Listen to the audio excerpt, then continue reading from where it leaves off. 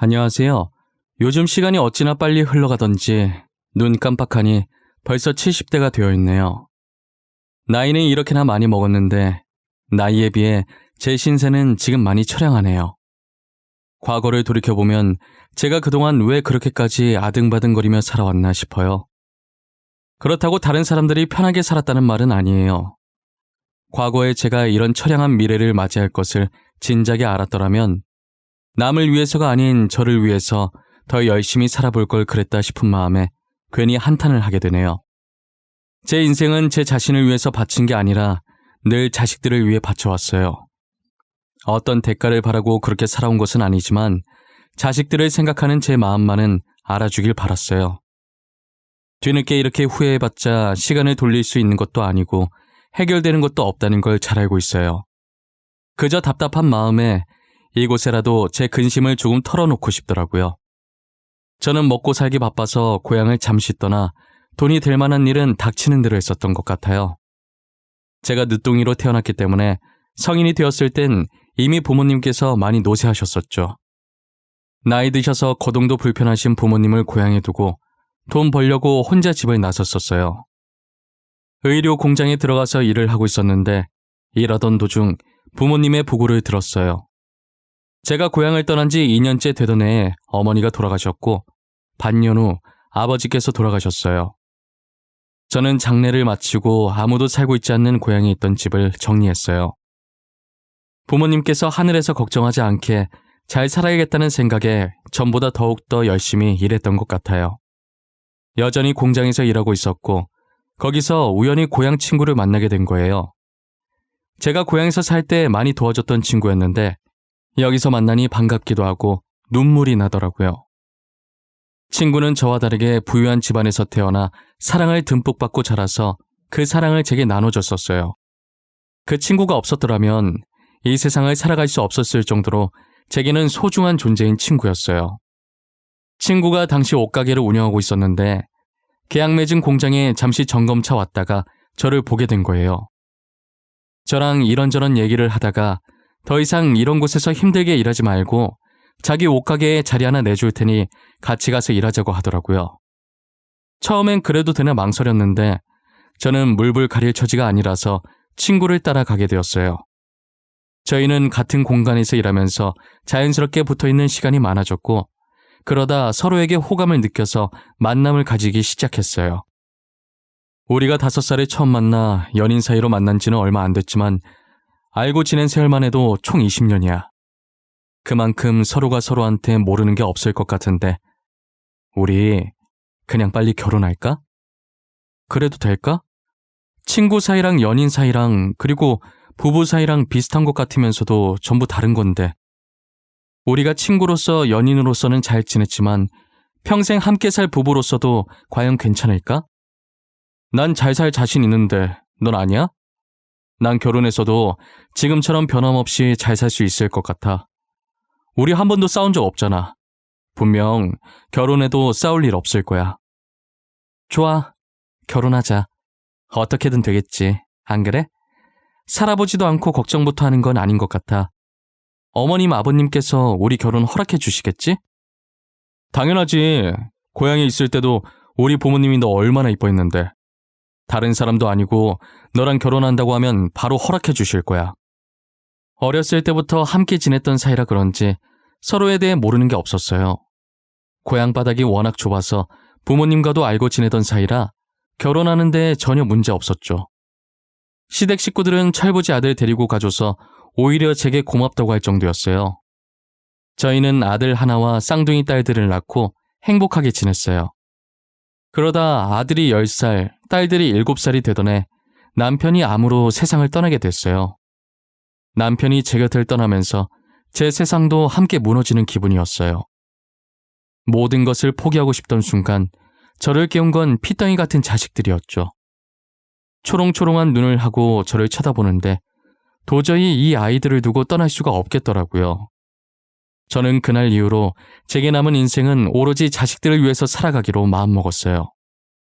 남편이 남긴 재산과 사망보험금이 꽤 있었지만 무슨 일이 있어도 절대 건들지 않았어요. 왠지 그 돈을 쓰게 되면 남편의 흔적들이 서서히 사라지는 것 같은 느낌이 들었거든요. 남편이 하던 옷가게도 제가 계속 운영하고 싶었지만 사업을 해본 경험도 없었고 남편이랑 같이 일해봤자 잡다한 일만 했어서 아는 게 아무것도 없었죠. 그래서 가게를 처분하고 그 돈으로 조그만 땅을 하나 사놨어요. 혹시 몰라서 나중에 유용하게 쓸 수 있지 않을까 싶었거든요. 하지만 훗날 저는 이 땅 때문에 머리 아플 일이 생기고 말았죠. 저는 제 힘으로 아이들을 키우기 위해 또다시 닥치는 대로 일을 하기 시작했어요. 식당 일부터 시작해서 건물 청소까지 막노동 빼고 할 수 있는 일은 다 해본 것 같아요. 아들, 딸들은 제가 악착같이 일하면서 자신들을 키우니 처음엔 돈 없어서 그런 줄 알았대요. 어렸을 때부터 저희 집은 가난하니 커서 어머니께 효도해야겠다는 생각을 했다더라고요. 아이들이 그렇게 생각하고 있었을 정도로 저는 일만 하며 열심히 살았었어요. 그래도 굳이 이렇게까지 해야 하나 싶겠지만 일을 하지 않으면 계속 남편 생각이 났고 저도 남편 따라 떠나버리면 아이들 혼자 남게 되니까 그게 겁이 났어요. 암으로 남편을 잃어보니 자식들은 공부 못해도 건강하기만 했으면 좋겠더라고요. 저는 스트레스도 병의 원인이 되니까 공부하라고 잔소리를 한 적이 단 한 번도 없어요. 오히려 하고 싶은 것 하면서 놀라고 했는데 아이들 스스로 공부를 하고 있더라고요. 아버지 없다고 불평하지 않고 사춘기 없이 잘 커주는 아이들이 너무 기특했어요. 저는 아이들에게 차별 없이 대하려고 하는데 그래도 아들이 장남이고 나중에 아들이 가장 노릇을 해야 하니 딸들보다는 조금 더 신경 썼던 것 같아요. 그렇다고 자식들이 싸울 때 아들 편만 들고 먹을 것을 아들에게 조금 더 주고 그런 게 아니라서 딸들은 아들만큼 신경 써주진 못했는데도 저를 이해해주고 알아서 잘 커주더라고요. 아이들이 워낙 착해서 저는 크게 어려움 없이 혼자서도 자식 셋을 키울 수 있었어요. 아들은 고등학생 때 뉴스를 보고 범죄 없는 세상에 살고 싶다며 경찰이 되었고 딸들은 쌍둥이 아니랄까봐 다른 과지만 똑같이 의사가 됐어요. 아버지처럼 저도 나중에 아프게 되면 치료해주고 싶었다더라고요. 그러다 아들이 경찰 생활을 하던 도중에 범인을 쫓다가 다리를 크게 다쳐서 뛸 수 없게 된 거예요. 불행 중 다행인 것은 걷는 데에는 아무 지장이 없어서 일상생활에는 문제가 없었죠. 결국 아들은 경찰을 그만두고 법학과 대학 교수로 직업을 바꾸게 되었어요. 이 상황을 되게 덤덤하게 받아들이는 것 같았지만 지켜보는 제 마음은 편치 않더라고요. 제가 괜한 걱정을 한 것이었는지 아들은 교수 생활에 빠르게 적응하고 오히려 범인 쫓아다닐 때보다 편하다고 표정이 밝아져 있었어요. 그리고 다가온 명절에 자식들이 TV를 보고 있는 제 앞에 조용히 앉더라고요. 저는 아들, 딸들이 제게 뭔가 할 말이 있는 것 같아 보여서 TV를 껐어요. 뭐야? 너네 나한테 할 말이 있어? 표정들이 왜 이렇게 비장해? 할 말이 있으면 빨리 해. 나 10분 뒤에 연속 국바해야 돼. 엄마, 그동안 혼자서 우리들 키우느라 고생 많았지? 큰 건 아니고 우리끼리 조금씩 돈 모아서 드리는 거야. 많은 돈은 아니지만 받아줘. 우리 마음이야. 그리고 여기 지갑도 있어. 엄마 지갑 많이 낡았더라고. 그거 언니랑 나랑 고등학생 때 만들어줬던 지갑이었잖아. 어떻게 그 지갑을 아직까지 쓰고 있어? 그 정도 됐으면 그냥 버리고 새로 사지. 자식들이 사주길 기다린 거지? 나 다 알아. 그래, 맞다. 왜? 아유, 언제 커서 이렇게 나한테 용돈도 다 주고 선물도 사주고. 이제 진짜 다 컸네. 너네 어른 많네. 잘 쓸게. 돈은 또 왜 이렇게 많이 넣었어? 10만 원만 줘도 고마운데. 자식들이 준 봉투를 열어보니 각자 100만 원씩 총 300만 원이 들어있더라고요. 제 표정을 보고 절대 이 돈 못 쓸 거라는 걸 알고 아끼지 말고 꼭 쓰라고 신신당부를 하더라고요. 앞으로 자신들이 계속 효도할 거니까 그 정도면 됐다고 이제 고생 그만하고 쉬라고 하는 거예요. 그동안 힘들었던 생각이 나고 아이들도 너무 기특해서 괜히 눈물이 나는 거 있죠? 제가 눈물을 흘리자 딸들이 놀래서 휴지를 통째로 가지고 와 닦아주더라고요. 아이 참, 엄마 왜 울고 그래 진짜. 주책이야. 울지 마. 우리 엄마 울리려고 한 거 아니란 말이야. 그만 울어. 우리도 울어버린다. 너무 기특해서 그러지. 언제 내 새끼들이 이렇게 컸나 싶어서. 코찔찔이 시절이 엊그제 같은데 벌써 이렇게 커서 엄마 용돈도 다 주고 너무 좋아서. 엄마 우는 거 진짜 못생겼어. 그러니까 울지 마. 웃는 게 더 이뻐. 앞으로 우리가 엄마한테 받은 거 다 돌려줄 거야. 용돈도 많이 줄게. 우리 의사야. 잘 나가. 뭐냐 너네? 나 교수라고 지금 무시하냐? 교수도 연봉 세. 왜 이래? 엄마, 나도 용돈 많이 줄게. 그러니까 이제 일 그만하고 쉬어. 그래, 알겠어. 내가 자식 농사 하나는 정말 잘했네. 너네 없었으면 내가 어떻게 살았을까? 아마 이 세상에 없었을 거야. 딸들은 저를 꼭 안아줬지만 아무래도 장남은 아들이라 그런지 딸들보다는 많이 무뚝뚝하게 말해도 저보고 울지 말라고 하면서 제 어깨를 어색하게 살짝 토닥거려줬어요. 이젠 자식들 걱정 그만하고 편하게 살라면서 도우미 아주머니까지 고용해 주더라고요. 그런데 도우미 아주머니 고용했다는 얘기를 저한테 안 한 거예요. 명절 끝나고 모르는 사람이 일하러 왔다고 제 집에 찾아왔길래 처음엔 다른 집을 저희 집이라고 착각하고 잘못 찾아온 줄 알았어요. 때마침 그때 아들한테 전화가 와서 아들이 고용한 아주머니라는 걸 알게 되었죠. 제가 자식들한테 이렇게까지 호강받으며 살아도 되는 건가 싶었어요. 그날 남편 납골당 찾아가서 아이들이 벌써 저만큼 커서 호강시켜주고 있다고, 조금만 더 오래 살았으면 같이 호강받았을 텐데 뭐가 급해서 빨리 갔냐고 한탄 조금 했네요. 자식들이 성인 된 게 엊그제 같은데 벌써 20대 중후반이 되어 하나둘씩 결혼을 하기 시작하더라고요. 딸들은 아무래도 병원에만 온종일 붙어 있으니 자연스럽게 같은 병원 의사 남편들을 만났어요. 저를 닮아 남자 보는 눈이 좋았던 건지 사위들이 다 착하고 순하더라고요. 장모님이라고 어렵게 생각 안 하고 농담도 잘하고 애교도 많아서 저도 아들처럼 아껴주었어요. 이제 딸들은 다 시집가고 아들 결혼만 남았었는데 연애를 하는 건지 마는 건지 도통 모르겠더라고요. 솔직히 말하면 딸들은 전혀 걱정이 안 됐고 아들을 제일 걱정했었어요. 무뚝뚝해서 결혼도 못하고 혼자 늙을 것만 같았거든요. 그런데 왼쪽 약지 손가락에 반지가 있는 거 보면 누군가를 만나고 있는 것 같긴 한데 먼저 말 꺼내면 너무 결혼하라고 보채는 것 같아서 말도 못하고 혼자서 생각만 하고 있었어요. 혹여나 손가락에 반지가 사라지면 어쩌나 쓸데없는 걱정도 많이 했네요. 아들이 제 생각을 읽은 건지 드디어 결혼하고 싶은 여자가 있다고 소개시켜준다는 거예요. 저는 떨리는 마음으로 며느리가 될 아이를 맞이했어요. 어떤 며느리가 들어오든 착하기만 하면 뭐든 다 해줄 예정이었어요. 아들도 동생들 남편처럼 참하고 순해 보이는 예비 며느리를 데리고 왔더라고요. 말하는 것도 어쩜 그리 이쁘게 하는지 저 아이라면 저희 아들을 믿고 맡길 수 있을 것 같아 결혼을 찬성했죠.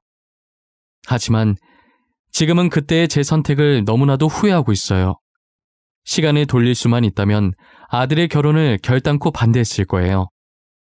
아들과 며느리는 결혼하고 나서 너무 잘 지내더라고요. 껌딱지처럼 붙어서 서로 아껴주고 사랑해주는 모습이 정말 보기 좋았어요. 결혼한 지 4개월 정도 지났을 때쯤 며느리의 임신 소식이 들리더라고요. 아들과 제 사이가 멀어지기 시작한 건 그때부터였어요. 매일같이 연락을 하던 아들 녀석이 며느리가 임신하던 순간부터 뜸해지더라고요. 매달 주던 용돈도 끊기고 본가를 방문하는 횟수도 줄어드는 거예요. 용돈이야 제가 가지고 있는 돈이 있으니 안 준다고 해서 그렇게 서운하지 않았어요. 하지만 전화는 단 1초라도 시간을 잠깐 내서 할 수 있는 부분인데 원래 안 했던 사람이라면 저도 이렇게 기다리지 않았을 거예요. 처음엔 교수 생활에다가 임신한 아내 챙기느라 바쁘나 싶었어요. 그런데 딸들과는 여전히 연락을 잘하는 것 같더라고요. 딸들도 아이를 낳았던 터라 궁금한 게 있으면 바로바로 딸한테 물어보는 것 같았어요. 저도 배 아파 자식들을 낳아봤고 이제껏 키워도 왔으니 저한테 물어볼 수도 있는 건데 저 나름대로 조금 서운하더라고요. 며느리의 출산일이 다 되어갈 때까지도 연락이 안 오는 거예요. 그러다 손녀 낳았다는 문자 한 통 딱 받았어요. 저는 며느리가 혼자서 아이를 보는 것이 얼마나 힘든 건지 잘 아니까 도와주고 싶은 마음에 이것저것 싸들고 아들네로 갔어요. 아들은 학교로 출근해서 안 보였고 며느리와 손녀만 집에 있더라고요. 어머님, 오셨어요? 괜히 이렇게 어머님 힘들게 할까봐 그동안 연락 안 드린 건데. 저 보따리에 있는 건 뭐예요? 빈손으로 오셔도 되는데 참. 우리 며느리 애 낳느라 고생 많았을 텐데 몸보신 좀 해야지. 출산하고 나서 먹으면 좋은 음식들 몇 개 쌓아봤어. 점심은 이미 먹었을 것 같고 저녁에 먹어. 진짜 감사해요. 어머님이 최고예요. 저희 엄마도 이렇게까지는 안 챙겨주셨는데 정말 잘 먹을게요. 음식이 너무 맛있어 보여요. 며느리가 제가 해준 음식을 보고 좋아하는 걸 보니 괜히 뿌듯하고 더 해주고 싶더라고요. 그리고 저는 그날 처음으로 손녀를 마주할 수 있었는데 한번 품 안에 안아보고 싶은 마음에 화장실 가서 손을 씻고 왔었어요. 그런데 며느리가 손주를 안아들고는 저더러 멀리서만 보라고 하더라고요. 손도 씻었는데 한 번만 안아보면 안 되겠냐고 하니 밖에서 온 거니 안 된다며 마치 제 몸이 병균 덩어리라는 듯이 말을 하더라고요. 저는 아기라서 면역력이 약하니까 걱정되는 마음에 그럴 수 있다고 생각했어요. 결국 아이를 한 번도 만져보지 못하고 멀리서만 지켜보고 집으로 돌아왔죠. 집에 도착하자마자 오랜만에 아들한테 전화가 온 거예요. 저는 반가운 마음에 허겁지겁 전화를 받았는데 돌아온 건 쌀쌀맞은 아들의 목소리였어요. 엄마, 혹시 우리 집에 왔다 갔어? 왜 연락도 없이 마음대로 갔어? 우리한테 온다는 말도 없었잖아. 무슨 소리야? 나 며느라기한테 말하고 갔어. 며느라기가 와도 된다고 해서 간 건데 뭐가 문제야? 됐고 앞으로 우리 집에 오는 것 좀 자제해줘. 부탁할게. 특히 내가 없을 때는 더더욱. 알겠지? 누가 들으면 내가 너네 집 매일 간 줄 알겠다. 언제는 와보라고 한 적 있었니? 나도 오늘 처음 갔어. 야, 됐어. 더러워서 안 가. 이제 속이 시원하니? 저는 화가 난 나머지 처음으로 아들에게 화내고 전화를 끊었어요. 분명 며느리한테 말하고 갔고 며느리 위해서 간 것이었는데 아들이 저러니까 너무 서운한 거예요. 그래서 그날 이후로 거의 연을 끊다시피 딸들이랑만 연락하고 지냈었어요. 명절이나 제 생일 같은 가족 모임에도 아들네만 부르지 않았죠. 딸들은 저만 스트레스 받으니 너무 신경 쓰지 말라고 하더라고요. 미우나 고우나 제 뱃속에서 나온 아들이니 신경이 쓰일 수밖에 없었어요. 그러던 어느 날 며느리가 처음으로 자기가 먼저 저한테 연락을 다 했더라고요. 저는 며느리가 평소에 연락을 안 하던 사람이니 아들한테 무슨 급한 일이라도 생긴 줄 알았어요. 며느리 네가 어쩐 일로 나한테 전화를 다 했니? 혹시 집에 무슨 일이라도 있는 거야? 저희 아무 일도 없어요. 그냥 어머님 잘 지내시나 하고요. 며느리가 시어머니한테 안부 연락하는 게 그렇게 놀랄 일이에요? 다른 사람이 했으면 놀랄 일은 아니지만 너가 한 거면 놀랄 일이지. 너가 나한테 전화했던 적 한 번도 없었지 않니? 아, 제가 그랬나요? 앞으로는 전화 자주 드릴게요. 그동안 제가 애 키우느라 바빠서 연락을 못했어요. 어머님이 이해해 주세요. 며느리가 무슨 바람이 불었는지 저한테 평소에 안 하던 짓을 하기 시작하더라고요. 처음엔 철들어서 어른들한테 잘하기로 한 건가 했는데 지나고 보니 아니었어요. 어떻게 알았는지는 모르겠는데 제가 땅을 가지고 있다는 것을 알고 그런 거였어요. 은근슬쩍 제가 가지고 있는 땅 사진을 가지고 와서는 조만간 재개발 들어가서 땅값 비싸진다는데 여기 땅 주인은 좋겠다면서 저한테 직접 땅 주인임을 확인받으려고 하는 거예요. 저는 그것도 모르고 순진하게 여기 내 땅인데 진짜 재개발하냐고 물어봤죠. 저한테 사실 확인을 받고 나서부터 아양 떠는 게 점점 더 심해졌었어요. 지금 땅 파는 게 제일 좋다는 둥, 나중에 다시 땅값 내리면 그때 똥값이라는 둥 혼자 난리더라고요.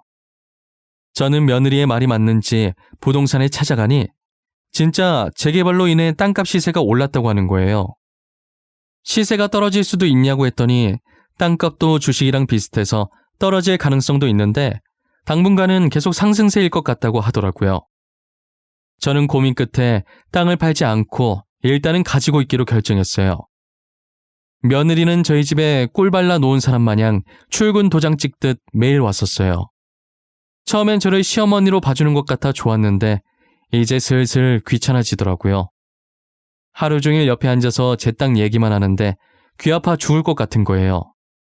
아들한테 전화하면 괜히 부부싸움만 될 것 같아서 그냥 참고 지냈어요.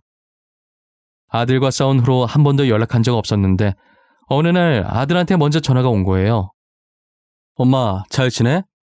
오랜만에 연락하네. 사실 엄마한테 미안해서 전화할까 말까도 많이 망설였어. 근데 연락 안 하면 안 될 것 같아서 나중에 후회할 것 같아. 엄마가 돼서 아들이랑 연 끊고 잘 지냈겠니? 왜 전화했는데? 나한테 할 말이 있어서 전화한 거 아니야? 엄마 성질 급한 거 알지? 빨리 말해. 엄마, 그게 있잖아. 본가에 아직 별일 없지? 요즘 지연이가 엄마 집 자주 가? 매일 가는 걸로 알고 있는데. 꼭 무슨 일 생길 것 같이 말하네. 그래, 무슨 바람이 불었는지 요새 우리 집에 매일 오더라. 무슨 꿍꿍이 있는 게 아닌가 싶더라니까. 혹시 지연이가 엄마한테 별말 안 해? 이상한 얘기 같은 거 안 해? 재개발 중인 땅이라든지. 네가 그걸 어떻게 알아? 안 그래도 내가 너네도 모르는 땅이 하나 있거든. 걔가 그걸 어떻게 알았는지 그 땅 사진을 들고 와서는 재개발해서 땅값이 올랐니 어쩌니 그러던데. 엄마, 지연이가 그 땅 팔라고 해도 절대 팔지 마. 계속 들고 있어. 그리고 어디 투자하라고 해도 절대 그러지 마. 알겠어? 저는 아들을 통해 며느리에 대한 충격적인 이야기를 들었어요. 아들은 며느리와 있었던 일들을 제게 처음부터 빠짐없이 말해주더라고요. 며느리는 아들이 대학 교수니까 당연히 돈이 많은 집안의 아들일 것이라고 생각했고 저희 집안 재산을 노리고 일부러 아들한테 접근을 한 거예요. 저희가 사업이 망해서 그만둔 게 아니니까 집도 예전에 남편이랑 함께 살던 그대로일 거 아니에요. 정원 딸린 2층 집이라 며느리는 당연히 자기가 예상했던 대로 저희 집이 부자라고 생각했던 거고요. 그런데 아들은 제가 온갖 일을 해가며 고생해서 자식들을 키웠다는 것만 알지 조그만 땅 하나와 남편의 재산을 가지고 있다는 건 모르잖아요. 물론 딸들도 마찬가지고요. 며느리가 자기 친구들에게 아들을 부잣집 아들이라고 치켜세울 때마다 아들은 어머니께서 힘들게 자신들을 키웠다고 가진 게 없다고 말했다더라고요. 아들 말에 이득 볼 게 없다고 생각한 며느리는 괜히 시집살이를 빌미로 이혼을 하려고 한 것 같았어요. 그래서 임신하고 제가 딸 가졌다는 이유로 자신을 구박한다고 아들에게 거짓말을 쳤다는 거예요. 아들은 보통의 시어머니와 며느리 사이에서 충분히 일어날 수 있을 법한 일이니 당연히 며느리 말을 믿어줬다고 하더라고요. 그래서 임신 상태에 스트레스 받으면 아이한테 좋을 게 하나도 없으니 저를 멀리했고요. 그때 아들과 싸운 날 일부러 제가 상한 음식들을 가지고 와서 며느리에게 먹이려고 했다는 거예요. 계속 그런 식으로 시집살이 당하고 있다고 아들을 세뇌시켜서 아들과 제 사이를 갈라놓게 만든 거죠. 그러다 어떻게 제가 땅을 가지고 있다는 걸 알게 돼서는 그 땅을 노리고 다시 저한테 애교 부리면서 착한 며느리인 척 해왔던 거예요. 제가 땅 가진 건 어떻게 알게 된 거냐고 했더니 아들도 그것까진 모른다고 하더라고요. 자기도 직접 들은 것들만 제게 전해주는 거라고 했어요. 새벽에 아들이 자는 줄만 알고 거실에서 며느리가 친구한테 신나게 전화하는 걸 중간에 깬 아들이 물 마시려고 나가려다가 우연히 모든 사실을 듣게 된 거고요. 아들은 중간부터 녹음했긴 했지만 핵심 내용들은 다 녹음됐다고 하더라고요. 여기서 기가 찬 게 뭐냐면 손녀도 아들의 친딸이 아니라는 거예요. 진짜 막장 드라마도 이 정도까지 막장이진 않을 겁니다. 정말 아들의 말을 듣는 내내 저는 충격의 연속이었어요. 아들은 그동안 며느리 말만 믿고 제 가슴에 대못을 박았다며 정말 미안하다고 우는 거예요. 숨이 넘어갈 듯 우는 아들의 목소리를 가만히 듣고 있어야 하는 제 심정은 오죽했을까요? 자식은 부모를 버려도 부모는 자식을 못 버린다는 말이 있잖아요. 그 말처럼 저도 부모가 돼서 어떻게 제 핏줄을 미워하겠어요. 울고 싶을 땐 울게 놔둬야 한다는 생각에 아무 말도 안 하고 다 울 때까지 기다려줬어요. 다 울었어?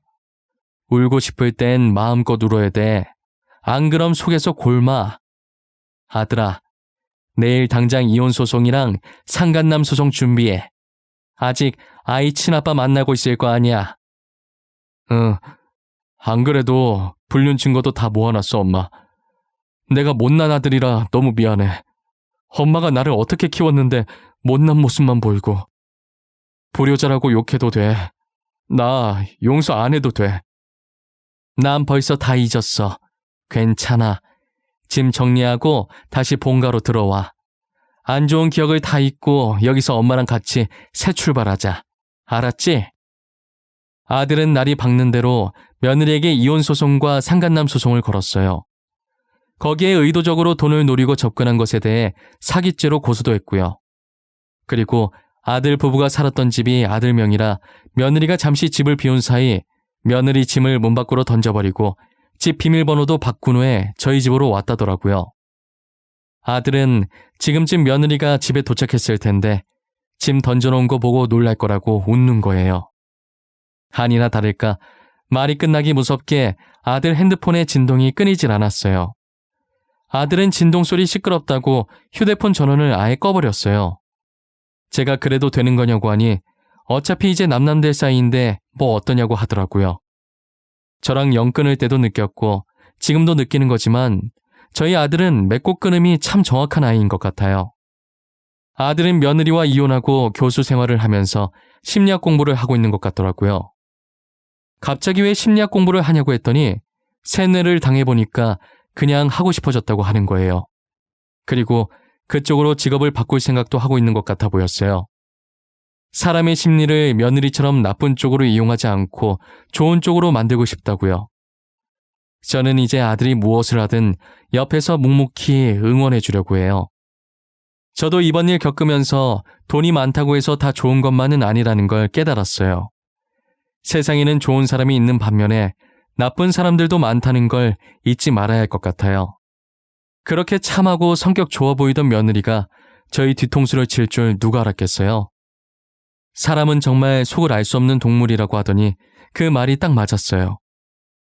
호빵도 열어봐야 이게 고기 호빵인지 야채 호빵인지 알 수 있듯이 사람도 속을 열어봐야 착한 사람인지 나쁜 사람인지 알 수 있는 것 같아요. 이제 그 속을 어떻게 열어야 하는지가 제일 문제지만요.